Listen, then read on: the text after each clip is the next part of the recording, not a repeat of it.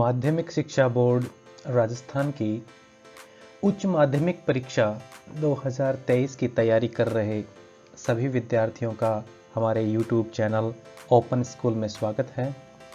प्रिय विद्यार्थियों, हम यहाँ क्लास 12th की इंग्लिश विषय की एग्ज़ाम प्रिपरेशन के बारे में बात करेंगे।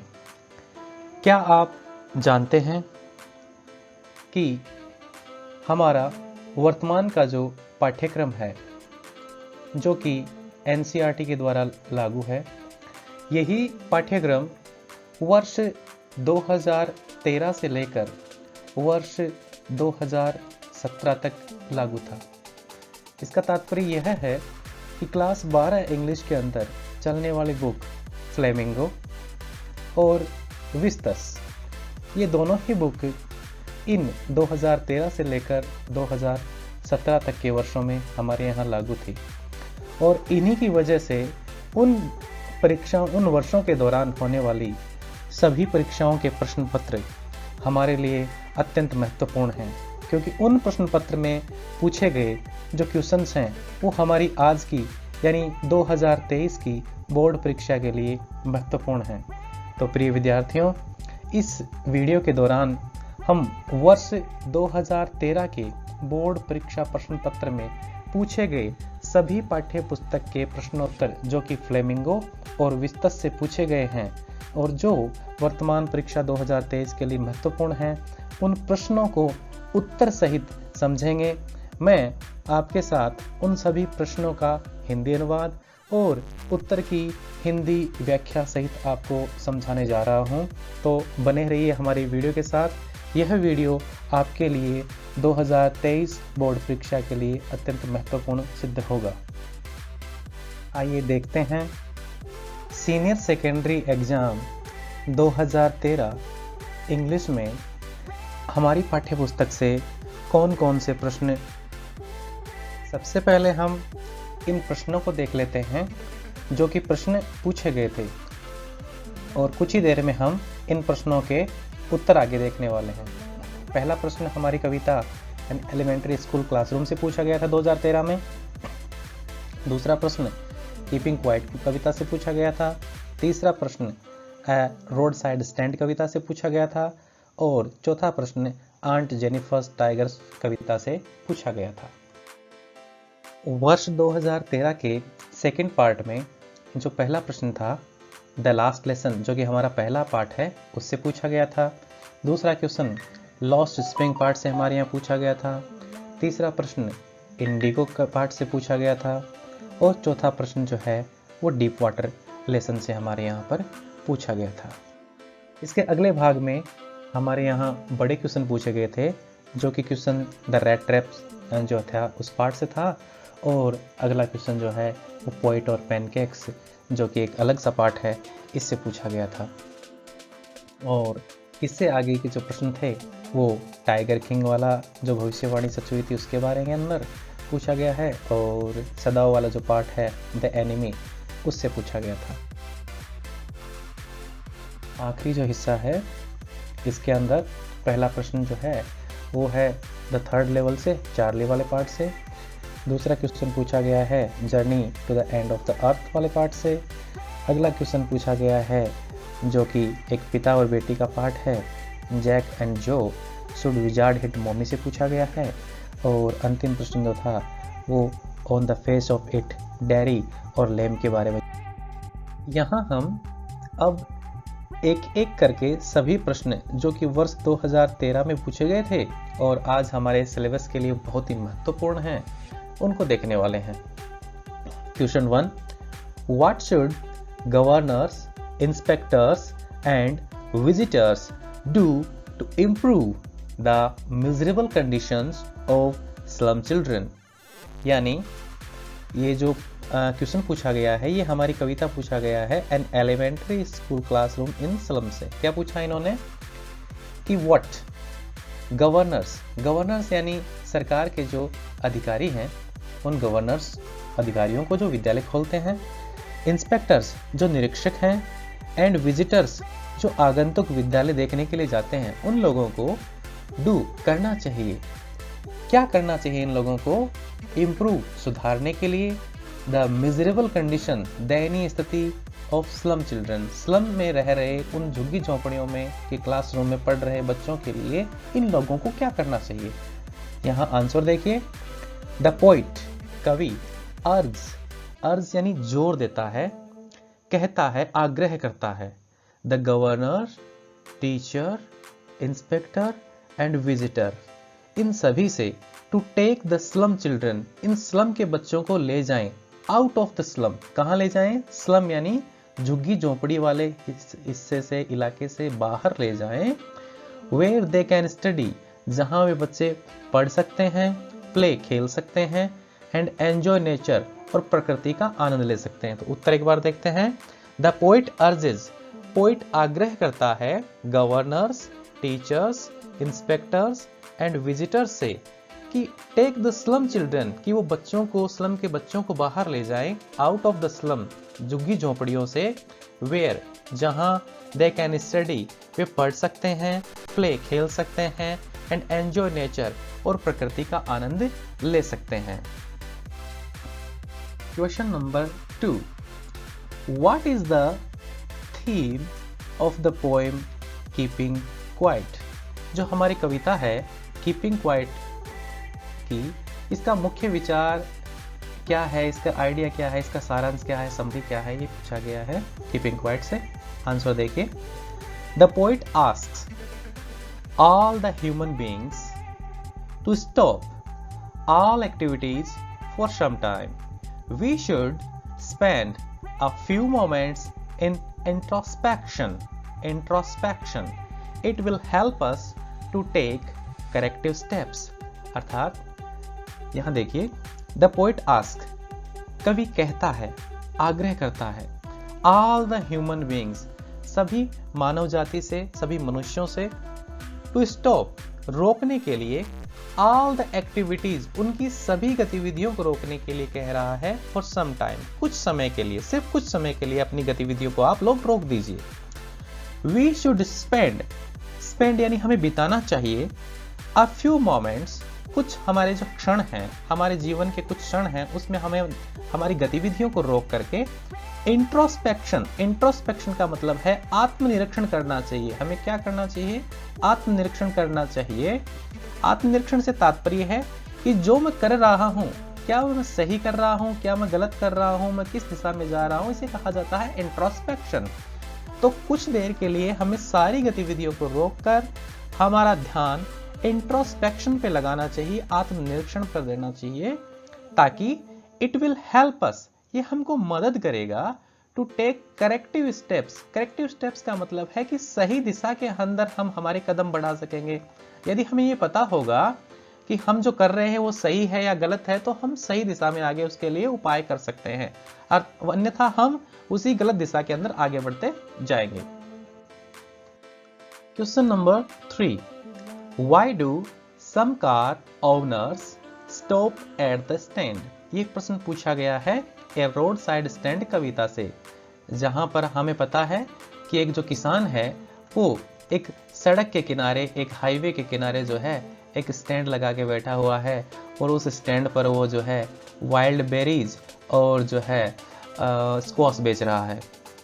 तो इसमें क्या पूछा गया प्रश्न में, Why do some car owners, कुछ कार मालिक क्यों रुकते हैं, स्टॉप एट द स्टैंड, उस रोड साइड स्टैंड के ऊपर कुछ गाड़ी वाले हाईवे से गुजरते समय क्यों रुकते हैं।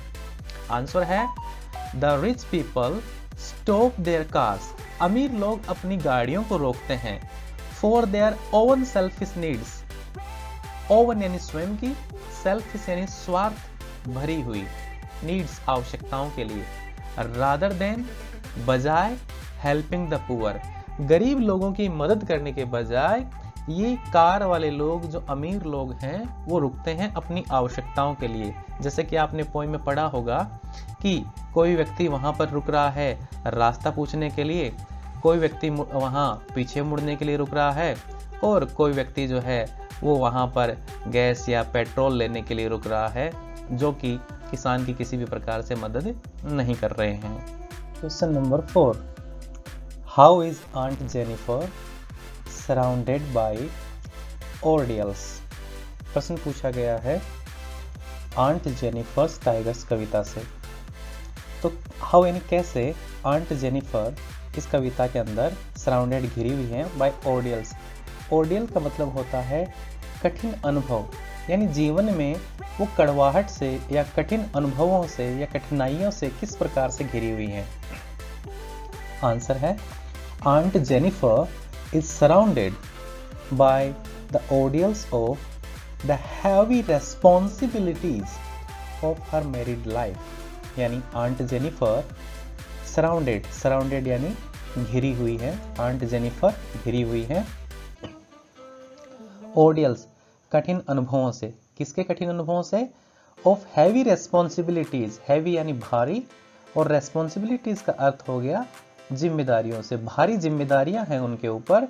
ऑफ हर मैरिड लाइफ, उनके विवाहित जीवन की, आंट जेनिफर के ऊपर विवाहित जीवन की जो है वो बहुत सारी जिम्मेदारियां हैं। Question number 5, what sad news was written on the bulletin board as friends passed the town hall. प्रश्न पूछा गया है द लास्ट लेसन से, यानी व्हाट सैड न्यूज, कौन सी दुख देने वाली खबर रिटन लिखी हुई थी बुलेटिन बोर्ड के ऊपर एज फ्रेंड्स पास, जैसे कि फ्रेंड्स गुजरा द टाउन हॉल। जब फ्रेंड्स टाउन हॉल के पास से गुजर रहा था तो वो टाउन हॉल के ऊपर जो बुलेटिन बोर्ड लगा हुआ था उस बुलेटिन बोर्ड के ऊपर कौन सी बुरी खबर लगी हुई थी। ये क्वेश्चन है द लास्ट लेसन से। आंसर है the bulletin board displayed the news that an order had come from Berlin to teach only German in the schools of Alsace and Lorraine। अर्थात बुलेटिन बोर्ड जो है display प्रदर्शित कर रहा था, दिखा रहा था, उस पर लिखा हुआ था क्या? एक न्यूज लिखी हुई थी। उस न्यूज के अंदर क्या था? दैट एन ऑर्डर, कि एक ऑर्डर हैड कम, आ चुका था, फ्रॉम बर्लिन, यानी बर्लिन से, जर्मनी की राजधानी जो आज बर्लिन है, बर्लिन से एक ऑर्डर आया था। क्या था वो? टू टीच ओनली जर्मन, कि केवल जर्मन भाषा पढ़ाई जाएगी इन द स्कूल्स ऑफ, विद्यालयों में। कहाँ के विद्यालयों में? तो अल्सेस एंड लोरेन जो विद्यालय थे फ्रांस के, जिनके अंदर अभी तक क्या पढ़ाई जा रही थी? फ्रेंच भाषा पढ़ाई जा रही थी। उस फ्रेंच भाषा की बजाय अब वहां पर केवल जो है जर्मन लैंग्वेज पढ़ाई जाएगी, क्योंकि उनका अधिकार वहां हो गया है। Question number 6, why was Saheb unhappy working at the tea stall. ये पूछा गया है एनी सेंग के द्वारा लिखे गए लॉस्ट स्प्रिंग लेसन से, जो हमारा सेकंड लेसन है। प्रश्न है व्हाई वाज यानी क्यों साहेब अनहैप्पी, साहेब अनहैप्पी यानी नाखुश क्यों था, वर्किंग काम करते हुए, एट द टी स्टॉल जो चाय की दुकान पर वो काम कर रहा था, उस चाय की दुकान पर काम करते हुए साहेब वो नाखुश क्यों था, वो खुश क्यों नहीं था। आंसर है Saheb is not really happy working at the tea stall because he had lost his freedom and his carefree look. अर्थात Sahib is not really happy, Sahib बिल्कुल भी वास्तविक रूप से खुश नहीं है, वर्किंग काम करते हुए, एट द टी स्टॉल उस चाय की दुकान पर, बिकॉज क्योंकि, वास्तविक आंसर यहां से है क्योंकि, ही हैड लॉस्ट हिज फ्रीडम। ये सेंटेंस बड़ा ही इंपॉर्टेंट है कि साहेब ने जो है अपनी फ्रीडम यानी अपनी आजादी खो दी है वहां पर। अब वो अपना खुद का ओन मास्टर नहीं है, खुद का मास्टर नहीं है। जब वो गार्बेज इकट्ठा करता था तो खुद का मालिक खुद था, अब उसने फ्रीडम खो दी है। And his care free look, अब उसका जो वो बिना परवाह करने वाला आजाद जीवन था, अब उसके ऊपर अंकुश लग गया है, वो अपना मालिक खुद नहीं रहा है, इसलिए वो दुखी है।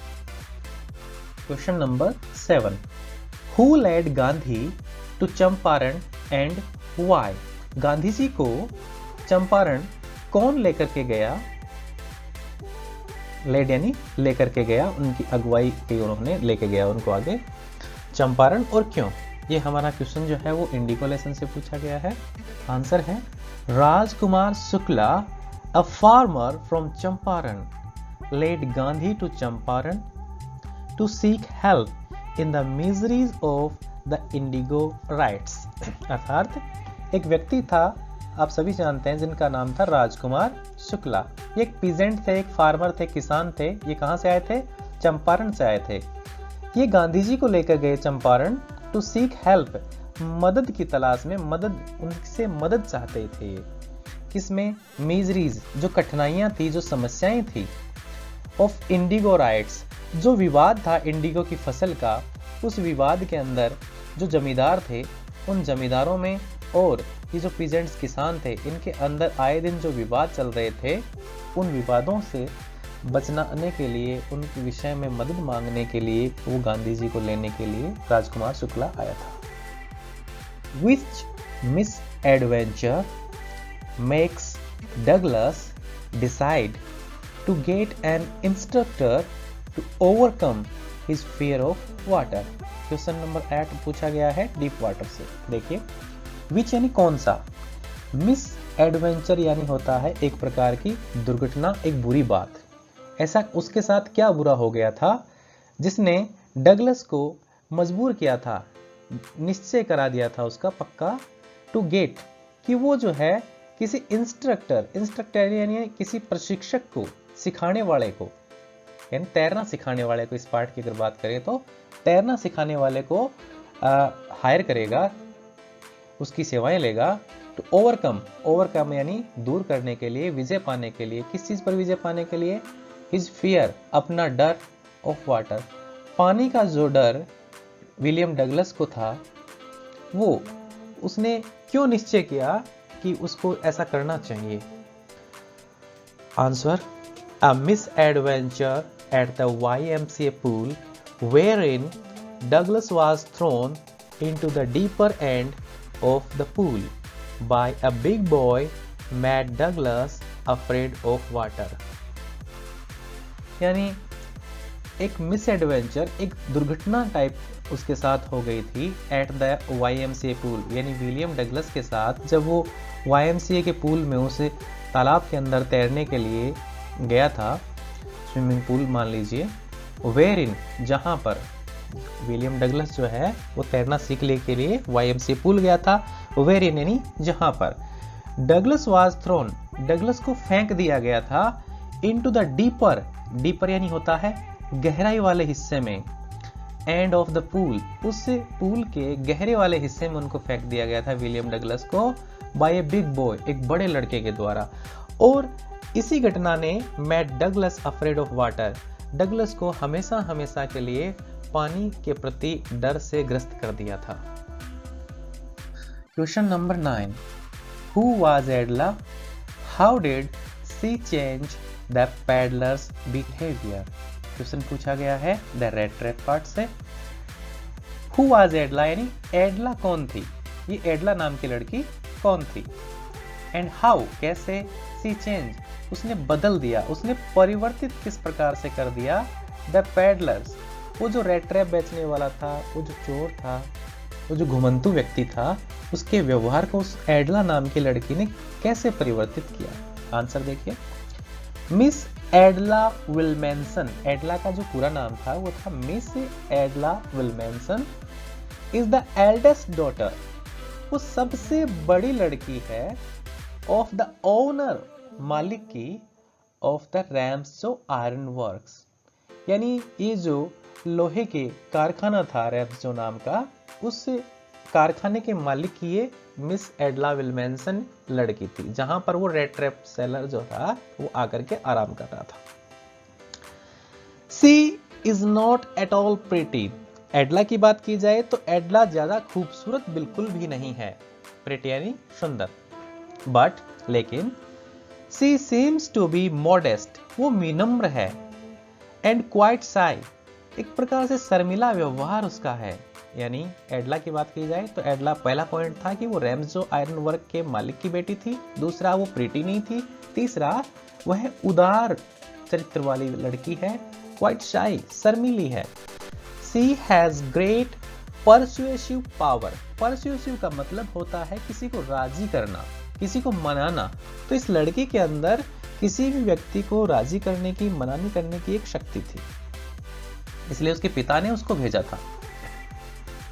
हर love and affection left their marks on the peddler's heart. Edla ने उस पैडलर के साथ जो लव शो किया था, जो अफेक्शन, जो स्नेह उसने दिखाया था, एडला के द्वारा दिखाए गए प्यार और स्नेह की वजह से लेफ्ट मार्क, यानी उसका असर पड़ गया, उसकी छाप पड़ गई किसके ऊपर?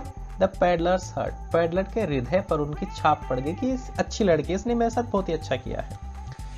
ही रेज्ड हिमसेल्फ, इस वजह से उस रेट ट्रैप सेलर ने, उस चोर ने अपने चरित्र को रेज्ड, उठा लिया, टू ए जेंटलमैन, एक सभ्य व्यक्ति के जितना अपने आप को बना लिया, उसने चोरी छोड़ दी।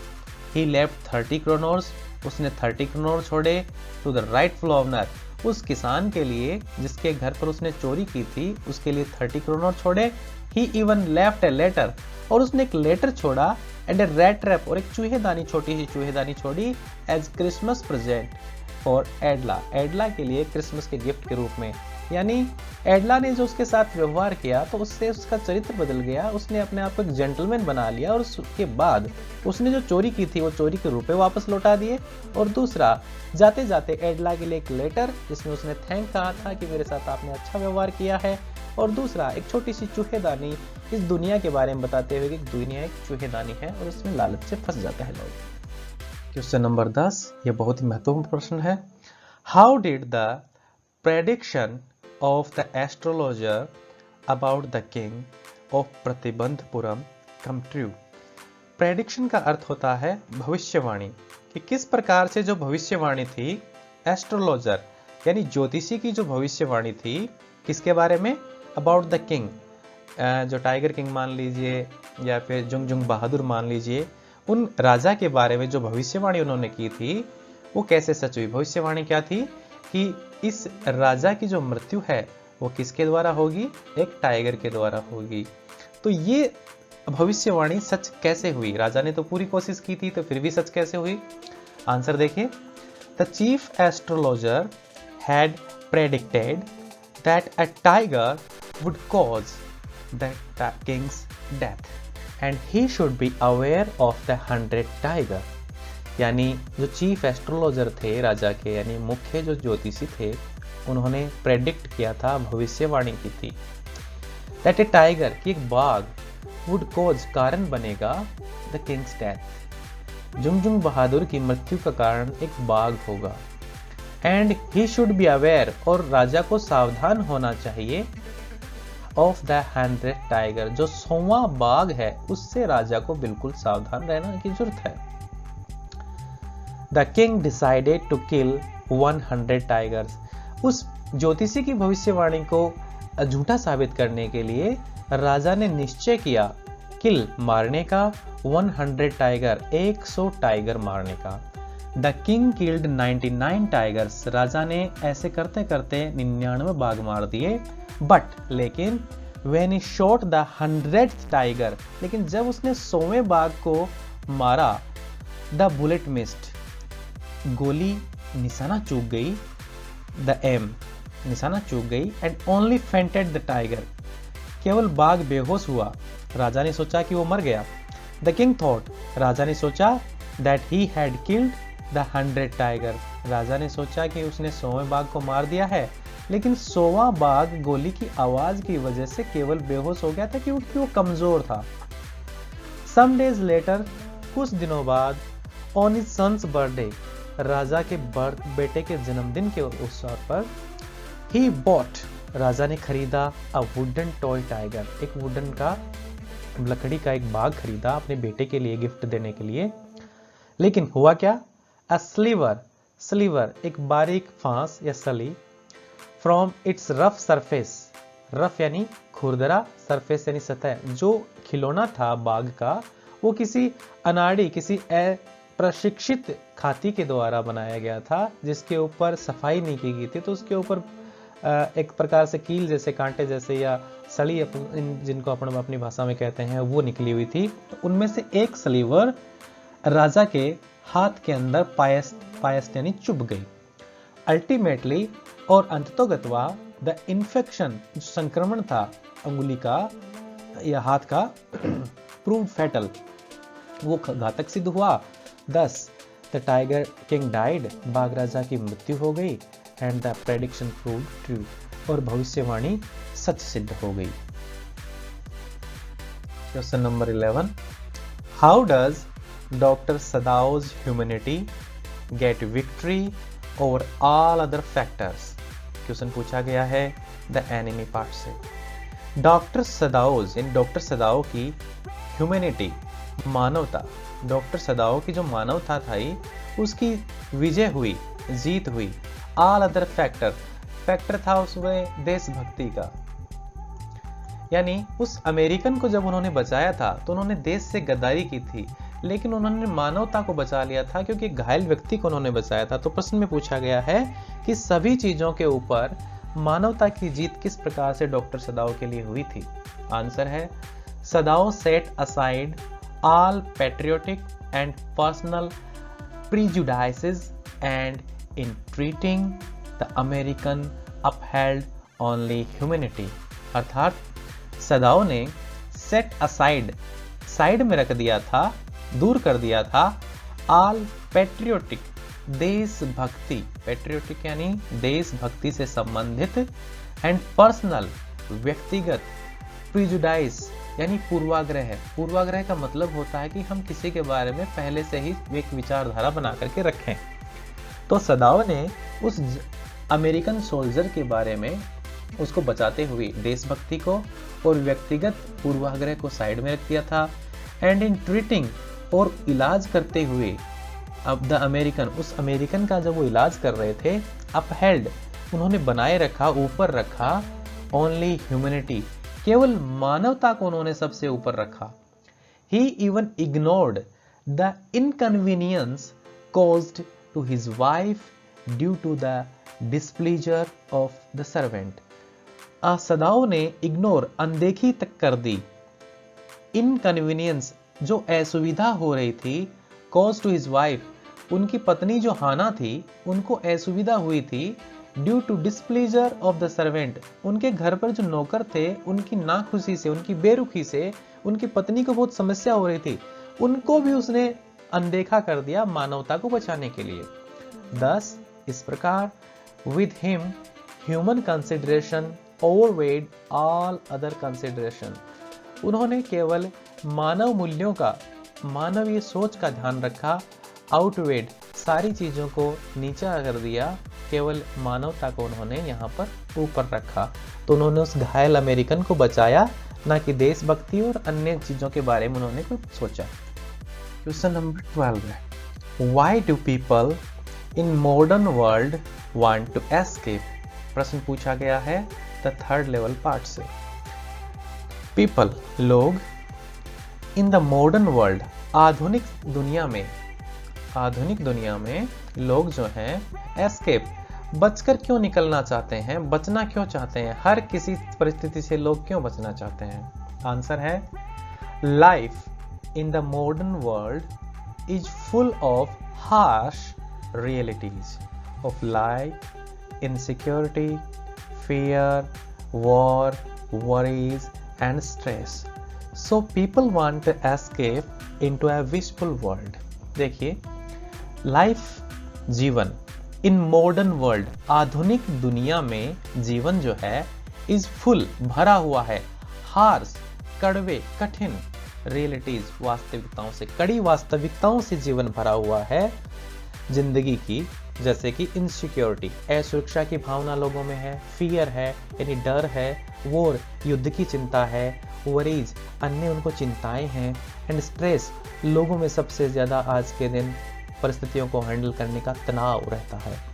सो इसलिए पीपल, लोग, वांट टू एस्केप, बचकर निकलना चाहते हैं, इनटू अ विशफुल वर्ल्ड, उनकी एक कल्पना की दुनिया के अंदर वो चले जाते चाहते हैं, वो यहाँ की इस कड़े अनुभव वाली दुनिया से निकल करके अपनी एक सपना या फिर स्वप्न लोक जैसी दुनिया के अंदर चले जाना चाहते हैं, जहां पर इन कठिनाइयों को उनको सामना ना करना पड़े। Question number 13, what was the problem of Roger Skunk in the story told to Jo by her father Jack? Question पूछा गया है, should wizard hit mommy? What was the problem? क्या प्रॉब्लम थी ऑफ रोजर स्कंक की in the story, कहानी में। Told to जो कि जो को बताई गई थी बाय हर फादर जैक, लड़की के पिता जैक ने जो कहानी बताई थी उस कहानी के अंदर क्या समस्या थी। आंसर है Roger Skunk had bad smell. Roger Skunk जो था उसकी एक बहुत बुरी बदबू थी उसमें। So none would play with him, इसी बदबू की वजह से कोई भी उसके साथ नहीं खेलता था। ऑल द अदर एनिमल्स, दूसरे सभी जानवर, वुड क्राई, चिल्लाते, एंड रन अवे, और भाग जाते। He solved his problem by going to the owl, इस समस्या का समाधान वह एक उल्लू के पास जाता है। Who sent him to the wizard, और वो जो है उसे एक जादूगर के पास भेजता है। Who with his magic spell, जो कि अपने जादू के मंत्रों से made Roger skunk smell of roses, ये जो रोजर स्कंक जिसमें सबसे बुरी बदबू आती थी, अब उसके अंदर से गुलाब की जो है खुशबू आना शुरू हो जाती है। तो यह समस्या उसके साथ थी बुरी बदबू की।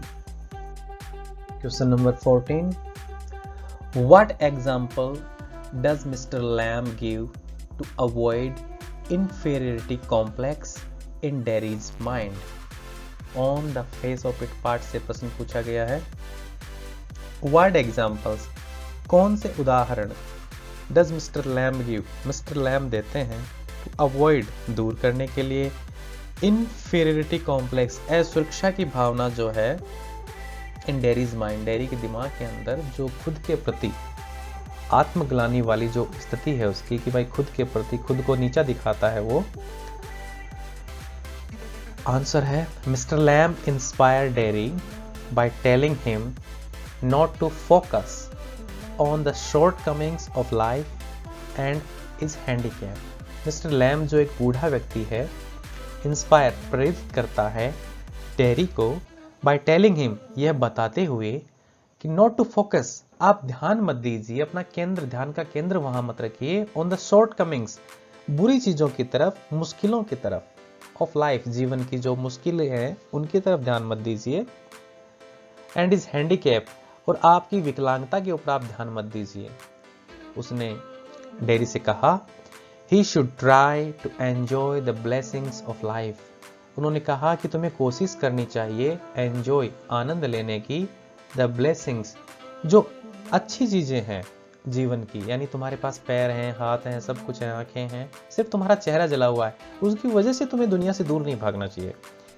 ही टेल्स हिम, वह उसे बताता है, टू बी थैंकफुल, कि तुम्हें धन्यवाद देना चाहिए, टू गॉड, भगवान को, फॉर 2 आर्म्स, क्योंकि उन्होंने तुमको 2 हाथ दिए हैं, 2 लेग्स, 2 पैर दिए हैं, 2 आईज दी हैं, एंड ईयर्स, आपको कान दिए हैं, अ टंग, एक जीभ उन्होंने आपको दी है, एंड अ ब्रेन, और एक मस्तिष्क आपको दिया है, एंड एडवाइजेज हिम, और वह उनको सलाह देता है डेरी को, mister Lamb, to be friendly, कि आपको सबसे दोस्ती रखनी चाहिए, विद एवरीवन अराउंड हिम, आपके चारों तरफ जो भी व्यक्ति हैं आपको उनसे दोस्ती का व्यवहार रखना चाहिए। प्रिय विद्यार्थियों, यहाँ तक हमने वर्ष 2013 के बोर्ड परीक्षा में पूछे गए महत्वपूर्ण प्रश्नों को देखा है। आप यहाँ तक अगर पहुँचे हैं तो उम्मीद है आपको हमारा वीडियो पसंद आया होगा। अब वर्ष 2010 से लेकर 2022 के वीडियो अगर आपको पेपर प्राप्त करने हैं तो आप हमारी जो ऐप है RBSC बोर्ड एग्जाम पेपर्स, इसको प्ले स्टोर से डाउनलोड कर सकते हैं। इसमें सभी पेपर्स दिए गए हैं, उनके आंसर नहीं दिए गए हैं। इसका लिंक आपको डिस्क्रिप्शन में मिल जाएगा। इसी के साथ आप सभी प्रश्न बैंक जो कक्षा 12 के लिए महत्वपूर्ण हैं वो आप प्ले स्टोर से हमारी application 12th board question bank and notes आप प्ले स्टोर से डाउनलोड कर सकते हैं, जिसका लिंक हमने जो है डिस्क्रिप्शन में दिया है। आप सभी का हमारे वीडियो को देखने के लिए धन्यवाद। और एग्ज़ाम से संबंधित अन्य वीडियो हम शीघ्र ही ला रहे हैं, इसलिए हमारे चैनल को आप सब्सक्राइब कर लीजिए। अगर वीडियो आपको पसंद लगा, आपके एग्ज़ाम के लिए उपयोगी लगा है, तो आप इसे लाइक ज़रूर कीजिएगा, अपने दोस्तों के साथ शेयर ज़रूर कीजिएगा। हमारे अन्य एग्ज़ाम उपयोगी ऐप्स देखने के लिए आप डिस्क्रिप्शन को चेक करें, जहां से आप अन्य ऐप्स डाउनलोड कर सकते हैं। और हमारी जो वेबसाइट है rajboardexam.in, आप इस पर भी विजिट कर सकते हैं। Thank you very much.